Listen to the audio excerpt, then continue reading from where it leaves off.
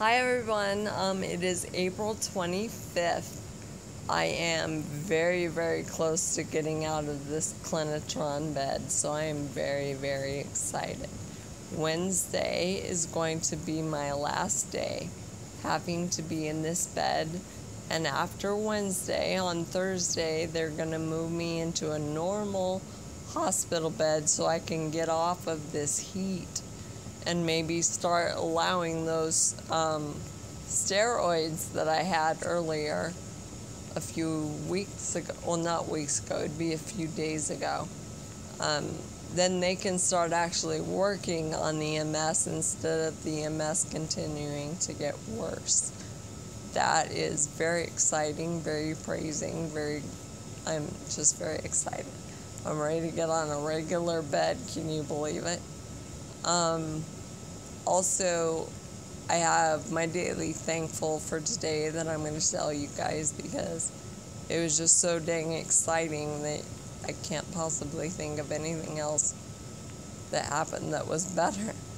There was a lot of good things that happened today, but when I saw, I'm looking at the board because he wrote it down, Dr. Kwan, who is my infectious disease doctor. He's the one that's been trying to get the infection out of my bones and out of my blood. And he's still got me on antibiotics. He's going hard and heavy. He's got it figured out where he said he thinks he's got the perfect balance. So we're just going to finish out the treatment on the antibiotics the way he's got it planned out. However, looking at the board on 4/17, my SED rate, which is just another name for infection. So the SED rate in my blood or in my bone was 40, and he wanted it to be 30 or less. Is the ideal to be when you're trying to get rid of these infections. That's the lower number. So I was at 40, needed 30 or less, and then my my C-reactive protein was 0.7 on that day. And then he took blood again on Monday, and he finally got the test results back.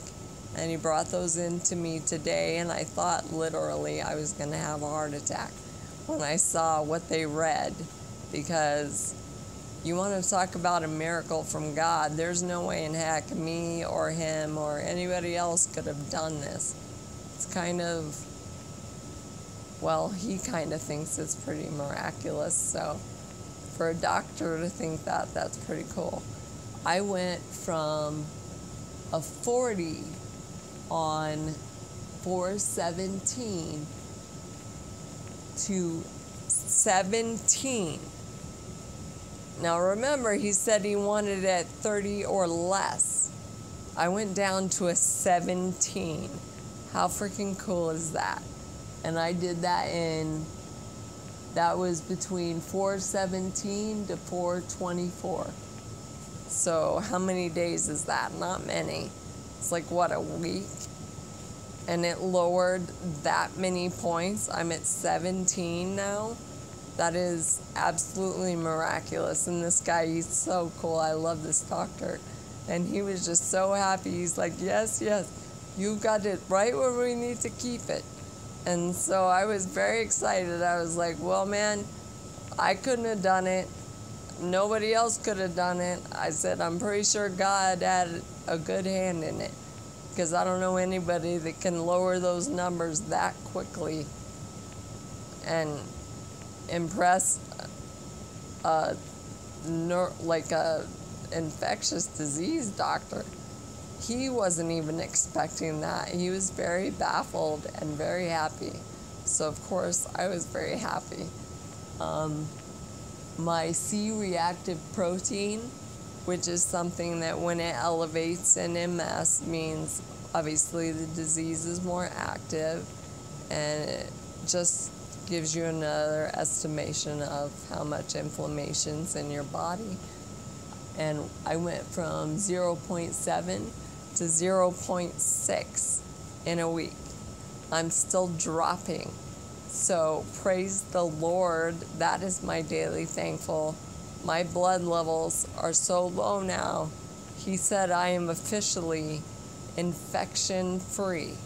I have no more infection in my blood or my bones. However, he is going to keep giving me the antibiotics to finish out the entire course because he says he doesn't want it to ever try and sneak itself back up. He's going to draw more blood on Monday and test the levels again just to make sure they're staying where he wants them. But I'm so incredibly happy, and there's so many people that I know will be glad to hear that. And I don't know, I'm just very happy. And I got to spend this evening with Steven, and that was a great time. We just got to sit here and visit. We talked a lot about what we're going to do when I get out of here and our first vacation and all of that stuff. I don't know, I'm just in a really good mood. For as much crazy crap that happened today, it was pretty easy to write off when I saw those numbers. I told him he definitely made my day, and I think that definitely made his day, that he made me so happy. I got to see Steve's mom today. She came up and stayed with me all day. She got here about noon, I think, and we hung out all day, and I got to have supper. I think she left before I got supper, but she was here with me for lunch. And what else happened today? God, there was a lot of stuff that happened today. And I had them remove the stupid Foley catheter that I had because it wasn't working and it was just causing more problems than it was helping. So we both thought it would probably be just more intelligent to remove it and have it replaced before we go to Manhattan. And as it looks now, the tentative date for me getting out of here is the 8th of June. And starting on Thursday, this Thursday, not tomorrow, but the day after, they're going to start setting me up in my wheelchair for so many minutes at a time, and then they'll put me back in the bed. And I have to do that for several days until I get up to like an hour or so many hours. And then after they feel comfortable that I can sit in the chair for a certain extended period of time and there's no damage to the sore or any of the incisions that were done during surgery, then they will sign the papers and I get to go home. And Steve has already been talking to my stem cell doctors in Manhattan, Kansas, and in California. And we're in the process of trying to get everything ready to go there. I'm going to get about maybe 2 weeks at the house to recover from being at the hospital. And then we've decided we're on our way. We need those stem cells, and I need them soon. So we are going down. I think Steve said he thought it was like the 27th of May. But I told him that was a pretty cool number to me too, because, as you know, I was married on the 27th. So of course that's a good number for me too. Even though that's before my original diagnosis date, I think God has just done some really miraculous things to get some stuff lined up perfectly for us. And we have some perfect people working on this. And I just can't wait to go get those and come home and show my daddy that I wasn't lying when I told him God was going to fix it. Because I told Steve when I get home, I'm not touching that power wheelchair ever again. When I get home, after I rest and we get our ceiling track lift system repaired, because we need to get some new batteries for it. They're just very, very expensive. So we've been putting it off. But once we get that repaired, then my caregiver girls that are there during the week are going to be able to pick me up out of my wheelchair and put me on the bed and be able to change me like every 2 hours whenever I need, so that I don't have to worry about getting the bed sores back again.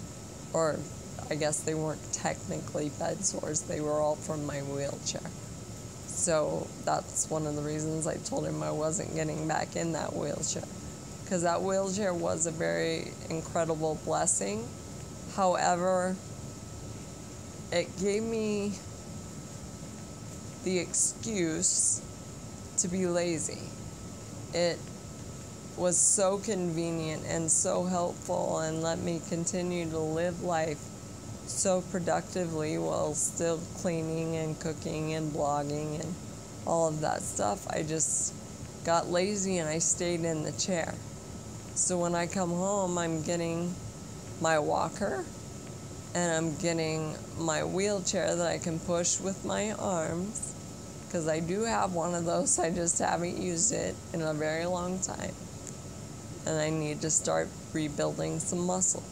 I need to start rebuilding some stamina and remember how I used to get over one of these things. I used to just get up with my walker and start walking and start building muscle until I could walk again without it.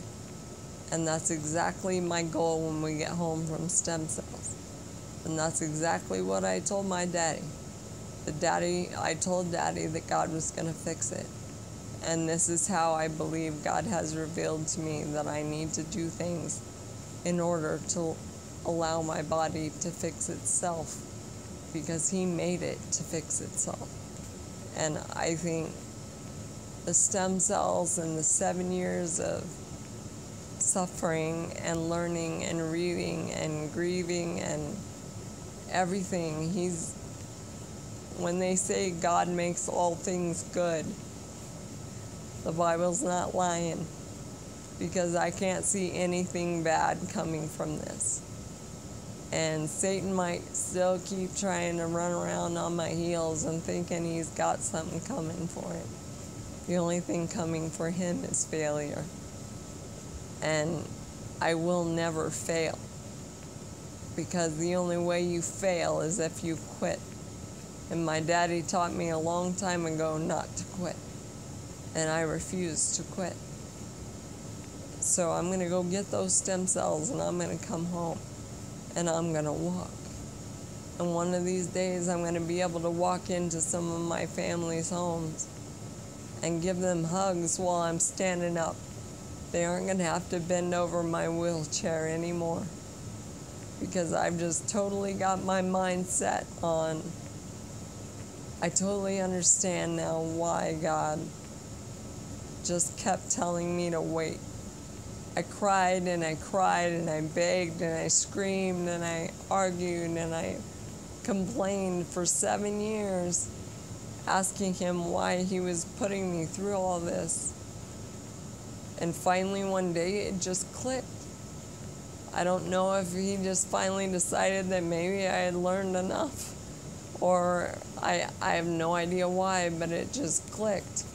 And I was like, I totally get it. And I totally understand now, and I can totally use this 7 years to build an incredible future, to spread the word about stem cells, to help people that are hurting, I don't know, I'm speechless. Once again, Miss Amy is speechless, if any of you can believe it. I don't know how to explain being any happier. I'm just so ready to go. I'm so ready to go, and I'm so thankful for every one of you and all the prayers that you've offered and all of the dedication and the following of my journey, and I couldn't have done any of it without you, and I appreciate each and every one of you. And I thank each and every one of you for your faithfulness to me and your dedication to my healing, because I know I couldn't have done it without any of you. You guys were my motivation. You were the ones that kept the candle lit underneath of me every time I felt like it was burning out. And I'm just so very thankful. I just want everyone to know that there's not one of you that I don't owe a magnitude of gratitude. I'm so, so grateful and so thankful for you. And that pretty much covers it. I've just, like God's always told me, to the person who has so much trouble with patience, I still have to just wait. Just a little bit longer, I have to just wait. Because He's lining everything up. And He's gave me the most perfect husband to do all that for me. I'm not having to struggle through any of this. He's carrying my husband, and my husband's carrying me. And we're gonna win. Don't ever lose faith.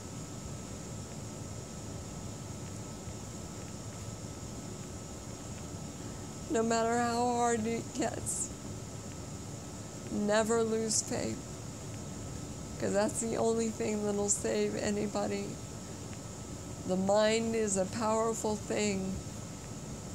And if you use your mind to sign off on yourself, you're never going to accomplish anything.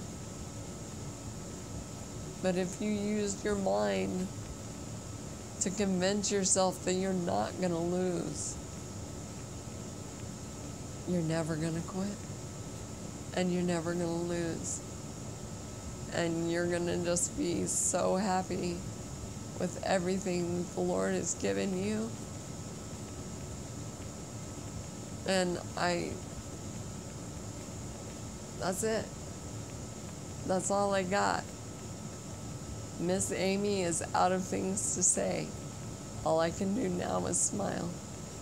And thank you all once again for everything.